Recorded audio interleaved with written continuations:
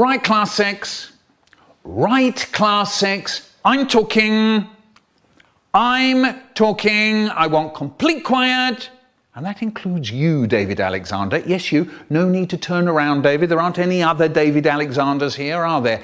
Louise, it isn't absolutely necessary for your watch to play us London's Burning just now, is it? Right. As you know, it was our plan to go out today to the Science Museum. Now, I had hoped that it wouldn't be necessary for me to tell you. Yes, you as well, Abdul. You're in class 6 as well, aren't you? I saw that, Mark. I saw that. Any more and you'll be out. No trip, nothing.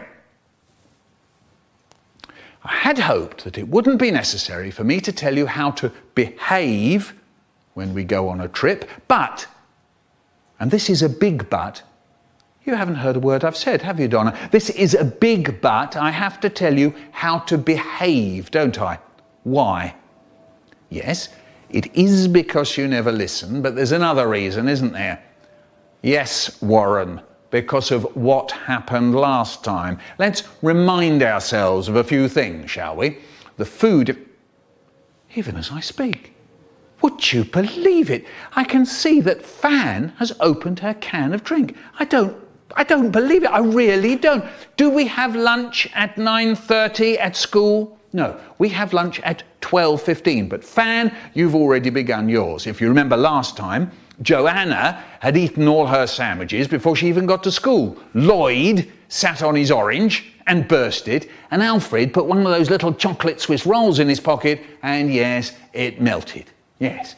So remember, lunch is when? Yes. Of course, lunch is at lunchtime, but when? 12:15. Correct. Now, perhaps, I thought, when I got up this morning, I won't have to tell class 6 about what to do when we get to the station. But then I remembered David's little gang, who decided they wouldn't wait for me to tell them what train to get on. And before we all knew it, David and his little gang were heading for the seaside on their own. Now, when we get to the museum, of course you're not listening, are you, Lydia? But then of course you didn't listen last time, did you? And then you wondered why you sat on Lloyd's orange after Lloyd had already sat on it once. When we get to the museum, do we run about the corridors? Do we run around screaming? Do we go sliding on the shiny floors? No, we don't. No, we don't. No, thank you, Mervyn. That's enough. I'm very glad you've got jam in your sandwiches, Mervyn. We're all glad you've got jam in your sandwiches, Mervyn, but what's it got to do with sliding on the floor of the Science Museum? Precisely nothing.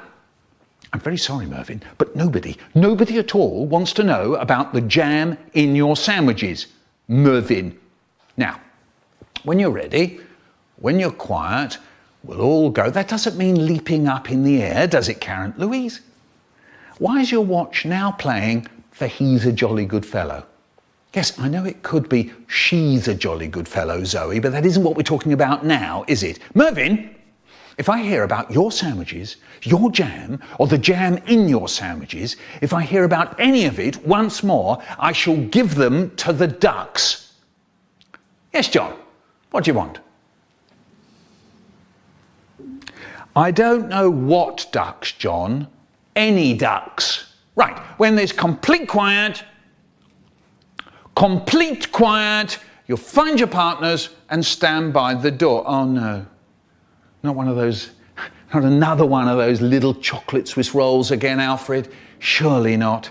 Marcia, you cannot have Charmaine and Donna as your partner because that makes 3, and 3 doesn't mean partner, does it? And perhaps you could put your comb in your bag for at least 3 seconds, just giving us enough time to get to the door. Right, okay then, class 6, we're off. Why not leave your watch behind, Louise? Yes, John, what do you want? No, just ducks.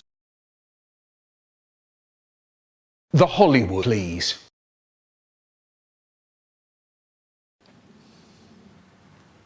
Haribo.